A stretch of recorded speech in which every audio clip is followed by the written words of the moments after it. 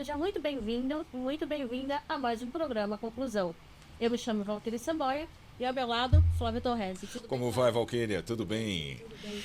E hoje vamos falar sobre leilões extrajudiciais e leilões judiciais.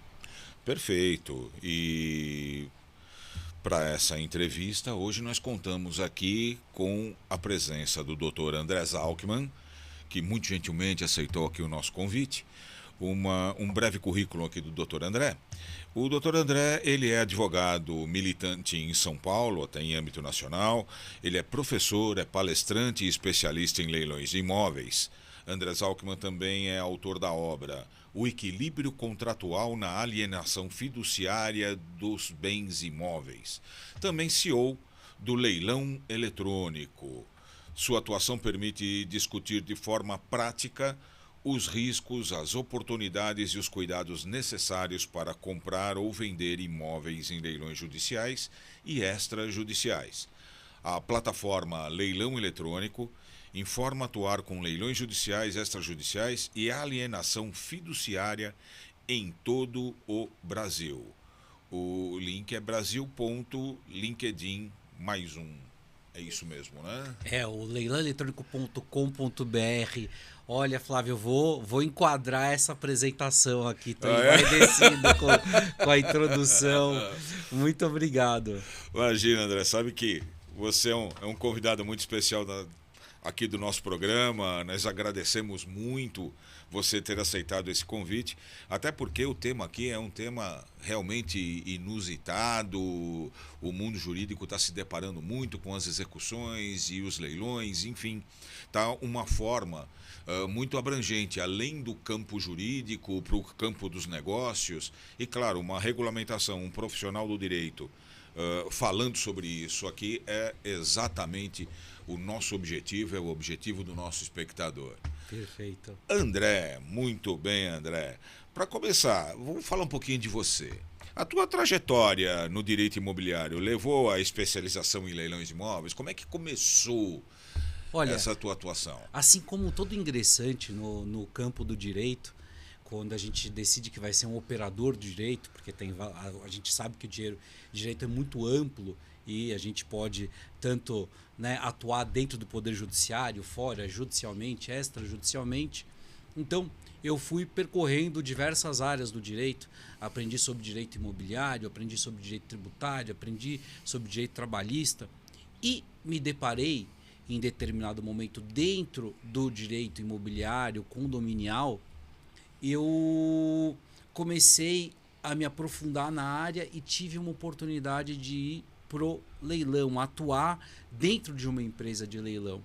E isso me foi uma paixão imediata. Eu posso dizer para vocês que eu brinco que o leilão é um bichinho que quando pica a gente não sai mais, não tem cura, não tem cura.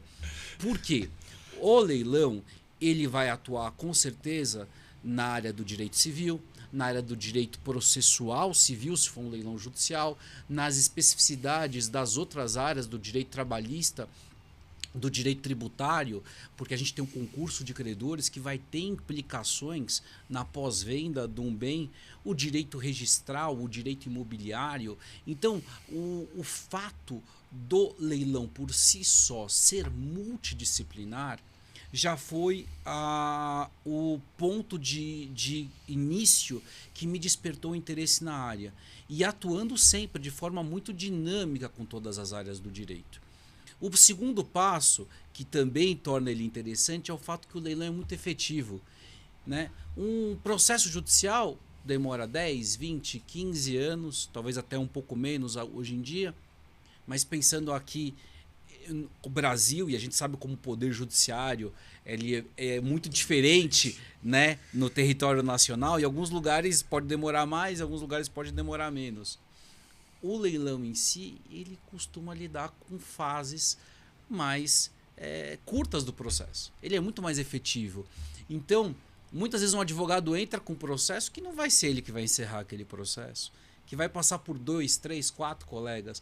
O leilão não, a gente vai entrar para atuar no leilão e muitas vezes aquilo vai ser um tiro curto. Em 1, 2 meses, a gente começou a trajetória naquele negócio e a um negócio, Sim. e a gente encerra aquela trajetória. E por que o operador do direito é bem-vindo no leilão? Pela multidisciplinariedade, que nem eu disse, pelo fato de que a análise do leilão é muito importante, tanto no leilão judicial como extrajudicial. Em geral, as pessoas que são leigas, é muito difícil para elas, por mais que hoje a informação esteja muito mais acessível, mas entender como a dinâmica do leilão funciona, né? Saber o que é um edital, o que são os termos do edital. Se eu parar para uma pessoa na rua e perguntar o que é a condição ad corpus, coitado, ele vai achar que eu estou xingando ele, né? Então, o advogado, ele traz essa perspectiva.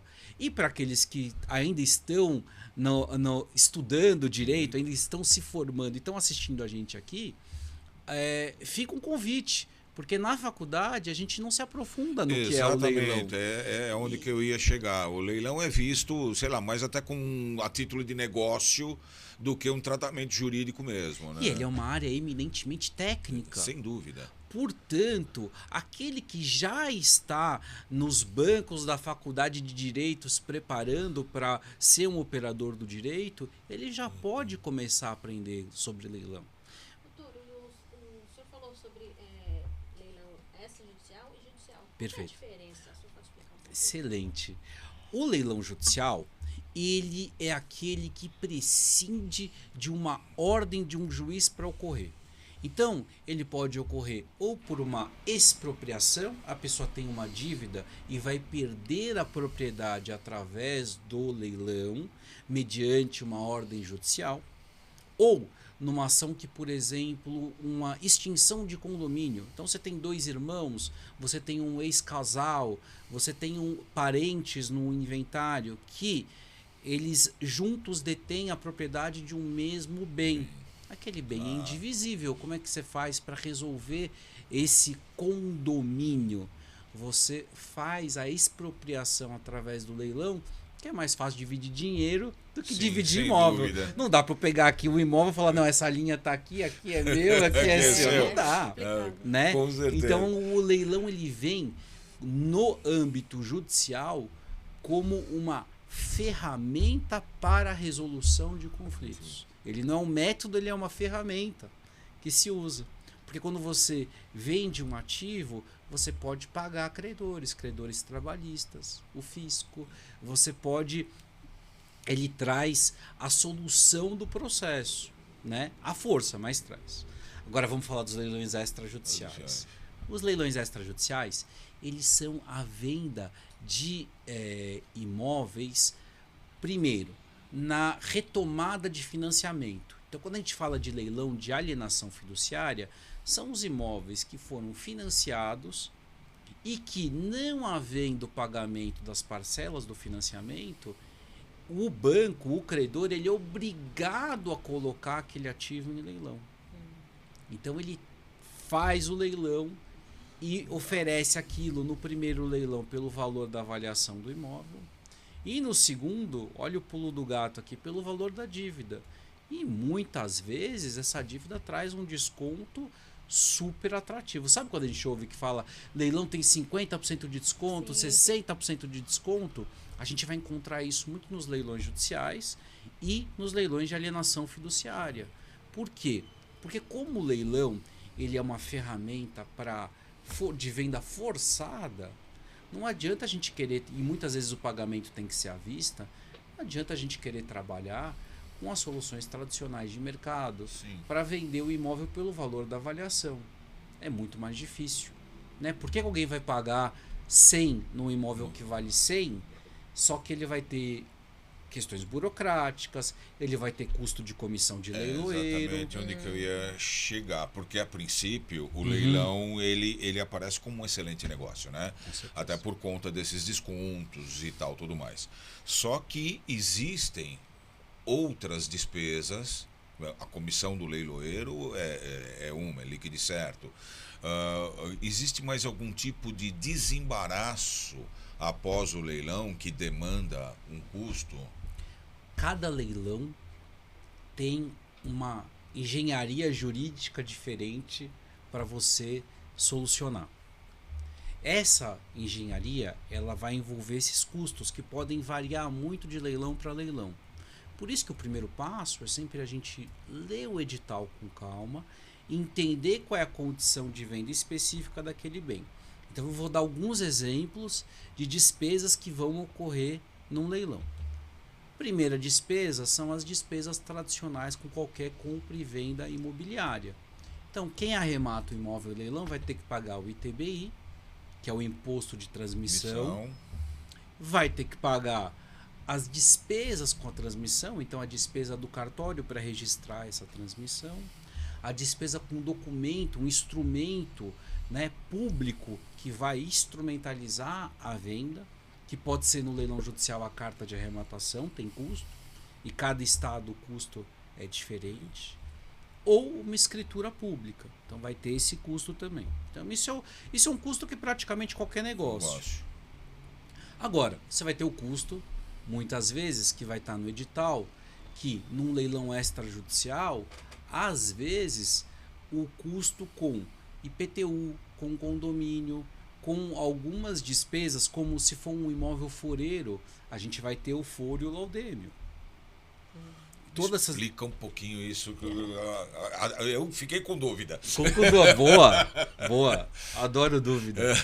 Sabe que a gente, como a minha atuação é com a venda dos imóveis em leilão, o meu hábito é sempre tirar dúvida das pessoas. Não tem dúvida. E é muito prazeroso, porque é como se a gente estivesse trazendo alguém para um show e a gente vai abrir os bastidores e mostrar para uma pessoa que nunca viu como é que a roda funciona, como é que o show acontece. Então a gente abre a cortina, traz a pessoa para trás e esse momento de descoberta é muito prazeroso, né? Porque eu já passei por isso quando eu ingressei no meio, e quando vem gente nova eu fico muito feliz de saber que essas pessoas estão percorrendo o mesmo caminho. Então, dependendo do leilão, o imóvel, né, existem os débitos que eles são originados no próprio imóvel, né? No direito a gente chama de os débitos de natureza próprio terreno. O IPTU e o condomínio, por exemplo, o fato gerador, o que ocasiona a cobrança é a propriedade. Então, se você tem um apartamento dentro de um prédio, você vai pagar o condomínio porque o condomínio ele tem a ver com a manutenção, a subsistência do próprio prédio. O IPTU, a mesma coisa. Ele é um imposto que ele reverte para a municipalidade para a manutenção da cidade. E o foro e o laudêmio são despesas dos imóveis que têm domínio útil. Que imóveis que têm o domínio útil, a famosa enfiteuse, né? Que eu particularmente adoro. Aliás, recomendo fazer de repente, né? Porque tem gente que fala assim, não, mas o Código Civil de 2002 acabou com a enfiteuse. Não, ela não acabou com a enfiteuse. Ela não permitiu a criação de novos vínculos enfitêuticos. Agora, aqueles que já existiam, eles continuam. Então, quando o imóvel está na faixa de areia próxima do mar, muitas vezes quem tem imóvel na beira da praia, na orla de alguma praia, provavelmente já está acostumado com o foro e laudêmio. Aqui em São Paulo especificamente, a gente também tem isso na região de Santana do Parnaíba. Por quê? Porque os imóveis que estão lá, eles são terras indígenas. Então, as pessoas que compram um imóvel lá, eles estão comprando, na verdade, não a propriedade, mas o domínio útil. E eles pagam uma taxa para o SPU que reverte para a causa indígena. A gente tem, em alguns lugares, ainda enfiteuse que reverte para Santa Fé. Porque muitas terras no Brasil eram da igreja. Então, em Ribeirão Preto, por exemplo, você tem alguns lugares que os imóveis têm foro e laudêmio para Santa Fé. E tem os mais famosos também, que são no Rio de Janeiro, especialmente no Rio de Janeiro, no interior do Rio de Janeiro, em Petrópolis e Teresópolis, que se paga o foro e laudêmio para a família real, que também são terras da família real que ela até hoje que cedeu o domínio útil. Então, esse é o exemplo. E quando você vai comprar em leilão, você tem que tomar o cuidado para ver se esses débitos que são dos imóveis, E se eles não forem quitados com o produto da venda, eles vão acompanhar o imóvel.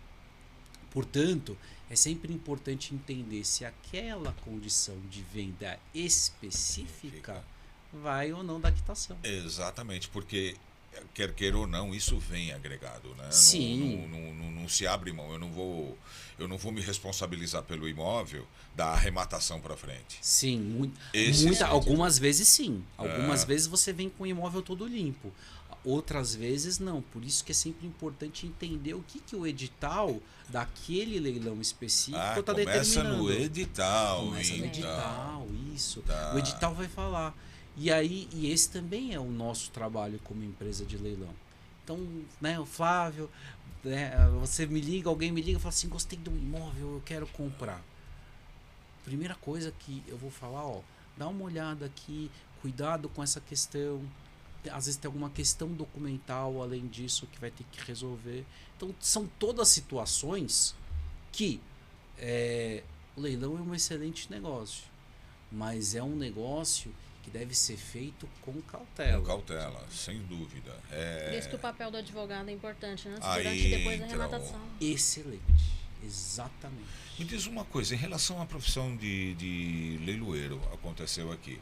O leiloeiro, ele é um profissional independente, um profissional liberal, no caso que eu entendo. Só que ele é um profissional que ele tem uma autorização estatal para praticar a leiloaria.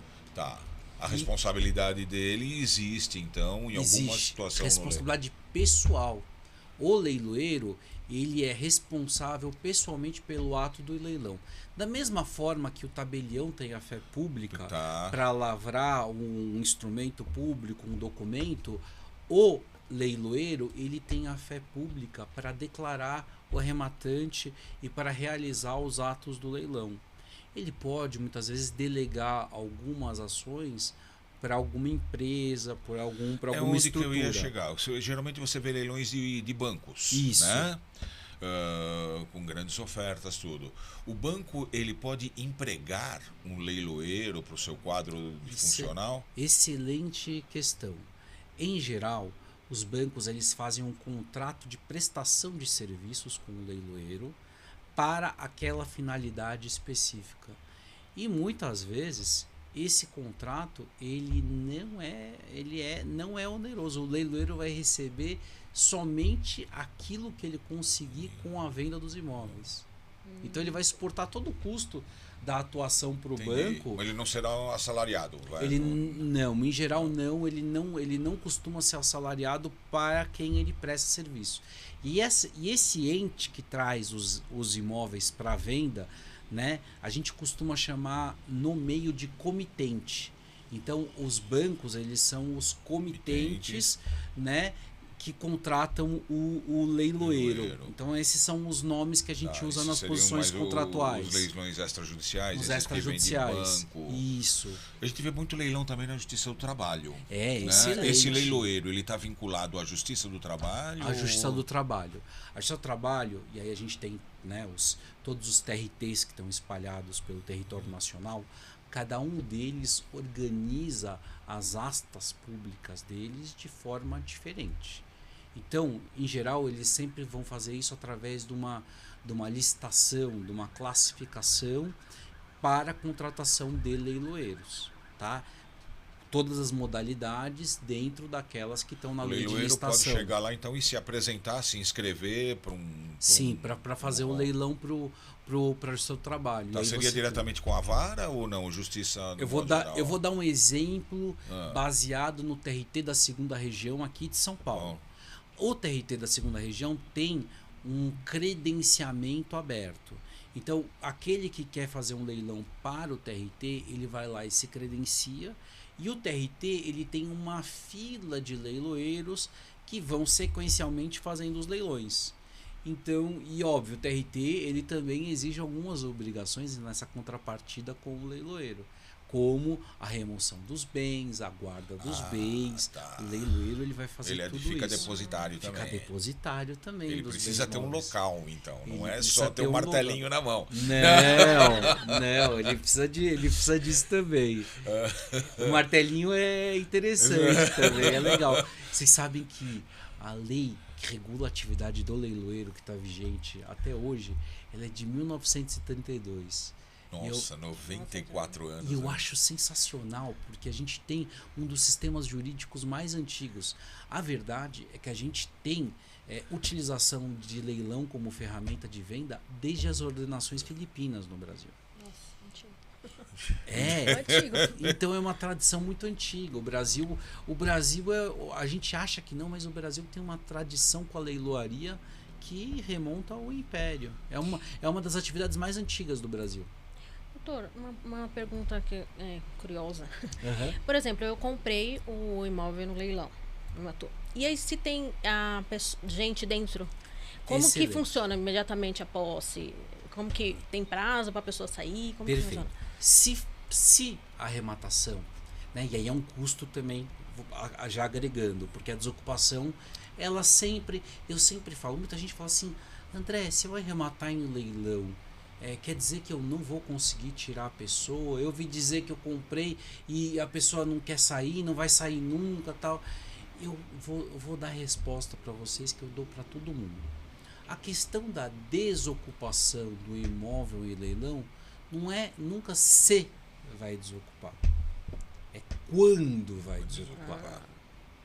Eu sempre falo, façamos as perguntas corretas, né? Uhum. E é justamente dentro do que você me questionou.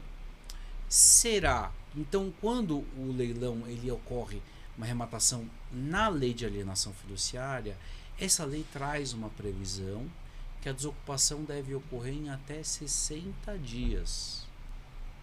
A lei já traz. Na prática, costuma demorar mais. Por quê? Porque esse prazo de 60 dias ele vai se dar através do ingresso de uma ação judicial, que a lei chama de reintegração de posse, mas que na prática muita gente chama de emissão na posse. Não vou entrar nessa discussão qual que é a nomenclatura correta. Se quiser a gente faz um tema interessantíssimo. A gente fala só Já vamos disso. programar. Fala só disso. Qual que é o correto? Esse para nós que somos apaixonados pelo direito é um tema muito legal. Sem dúvida. E então ele ingressa com essa ação. Só que até o juiz dar liminar, em geral o juiz vai dar uma liminar para emissão na posse, e a parte vai ser então o ocupante do imóvel, que pode ou não ser o ex-fiduciante, aquela pessoa que financiou o imóvel, ela vai ser comunicada que ela tem 60 dias para desocupar o imóvel. Então acaba demorando mais que isso, até você conseguir entrar com a ação. Alguns juízes exigem que o imóvel já esteja registrado no nome do adquirente para poder analisar o pedido liminar. Então você tem que pensar que vai demorar um pouquinho mais. No leilão judicial é interessante, porque o mesmo juiz que presidiu o leilão, que fez o leilão, é para o mesmo juiz que o arrematante vai poder pedir a desocupação do imóvel. Nossa, Olha, fantástico. Isso tem uma economia processual Sem imensa, dúvida. né? Porém, então isso vai prescindir de oficial de justiça, de diligência, vai ter todo o encaminhamento judicial para que isso seja feito. Porém, tem que se entender que nem sempre isso também vai ser célere, porque da mesma forma que um processo pode durar 6 meses, ele pode durar 6 anos. Não tem dúvida. Então tudo vai depender de como está a marcha processual Sim, naquela mas só vara específica. O fato dessa ingressão ser automática, né, meu? Com o mesmo juiz, poxa, isso é muito bom. Talvez Sim. seja mais Poxa, célere, né? voltando agora aqui, vamos falar um pouco da advocacia em leilões aqui, que pelo que eu vi, abriu uma série de frentes aqui. Excelente. O advogado que se habilita a trabalhar no leilão, ele pode dar essa assessoria pré-leilão, ele pode acompanhar o leilão, ele pode ver a movimentação dessa documentação e dessa situação de despesas pós-leilão agregadas, e ele pode também, o mesmo advogado, funcionar na eventual desocupação Exato. do imóvel. Poxa vida, então, percebe, num único cliente, você tem aqui uma gama, você tem um caminho. Sem falar que aquele que entende a mecânica do leilão, ele vai ser um advogado que na hora da execução do bem, ele vai trabalhar melhor no foco do exequente. Aquele que tem conhecimento também, um jurídico aprofundado no leilão, ele também vai ser um melhor advogado para defender aquele que o bem está sendo alienado. Então, e aquele que gosta da área comercial, ele vai poder assessorar o arrematante, seja no pré-leilão, na análise, que é sempre bom ter uma análise pré-leilão, durante o leilão e no pós-leilão. Existe o arrematante profissional? Existe o arrematante profissional, porém, as pessoas imaginam que existem grandes grupos econômicos especializados. É meio que uma teoria da conspiração, né? Ali no negócio de máquinas, ali na Piratininga, leilão de máquinas, o pessoal fala da camarilha. Que segura tal um lance, todo mundo já dá o lance combinado, aquele negócio todo. Antigamente, quando o leilão era só presencial, era possível você ter porque você sabia, você estava na mesma sala de quem estava disputando com você. Então, não que acontecesse muito, mas era mais fácil para as pessoas terem algum movimento aí escuso. Hoje em dia, como leilão eletrônico, você não sabe com quem você está disputando. Acabou. Então, isso tornou o leilão muito mais democrático. E evita também esse tipo de conluio, esse tipo de atuação. Até porque a lei, o próprio Código Penal, ele tem uma previsão legal, tem uma punição, uma sanção para quem tenta fraudar o leilão. Porque, querendo ou não, o leilão é um ato público. Se você fraudar um leilão, você está prejudicando o Poder Judiciário. Função do advogado. Mais uma função do advogado. Aí já caindo no direito penal. Com certeza. Aliás, é o artigo 358 do Código Penal. Nossos excelente. Alunos, olha a carreira do futuro. Né? Não, aqui a gente. Por isso que eu gosto tanto do leilão. E a gente vai ver de tudo na prática do leilão. E também tem leilão na área criminal. A gente não falou, mas tem, porque você tem o sequestro de bens, que pode levar a leilão. Ação civil ex delicto. Exatamente. Doutor, e as dívidas anteriores? Como que fica? Então. O rematante? Excelente pergunta. Eu sempre falo assim, agora eu vou sair um pouco do jurídico, eu vou falar como se eu estivesse falando com uma pessoa que não é do meio jurídico. Eu sempre falo que quando a gente está vendendo um bem em leilão, especialmente no leilão judicial, você tem dois tipos de dívida. As dívidas pessoais, que são do proprietário do imóvel, que estão no CPF ou no CNPJ daquele proprietário, e você tem as dívidas que são com fato gerador no imóvel, que é o IPTU, o condomínio que eu citei para vocês. Certo. As dívidas que são no nome da pessoa, do proprietário do imóvel, essas não se transmitem ao arrematante. Então essas é importante você verificar quais são, se vai quitar, se não vai quitar, porque assim, mesmo que o valor apurado no leilão não seja suficiente para pagar estes credores, não vai ser transmitida essa dívida. Mesmo que ele já tenha uma execução em curso. Mesmo. E eu sempre falo, quando tem um devedor, em geral o devedor ele não está devendo só para um credor. Sim, ele exato. tem uma série de credores. E se aquele ativo não for suficiente para quitar todos os débitos, isso não vai afetar o arrematante, que é um terceiro de boa-fé. Agora, o IPTU e condomínio. O IPTU e condomínio, em geral, no leilão judicial, ele não se transmite. Ele vai ter prioridade no concurso de credores, com valor apurado na venda. E o condomínio pode ou não transmitir. É a melhor, é a resposta oficial do advogado. Depende. Né? Depende. Cliente, eu sempre falo, se alguém te perguntar alguma coisa de leilão e a pessoa não responder a primeira coisa, depende, já desconfia que não é da área. Cuidado. Primeira palavra que você tem que ouvir de uma pessoa quando você pergunta do leilão é depende. Puxa Depois vem a explicação. Putz, André, eu acho que nós ficaríamos aqui uns 5 programas falando de leilão, mas infelizmente o nosso tempo se escoa. E eu queria te agradecer, foi um grande prazer tê-lo aqui. A elucidação que você trouxe, com certeza, eu tenho certeza absoluta que mexeu com muita gente aqui para uma futura carreira de leilões. E não só, hein? Eu acho que muita gente que está militante, trabalhando, vai começar a pensar em trabalhar com os leilões também.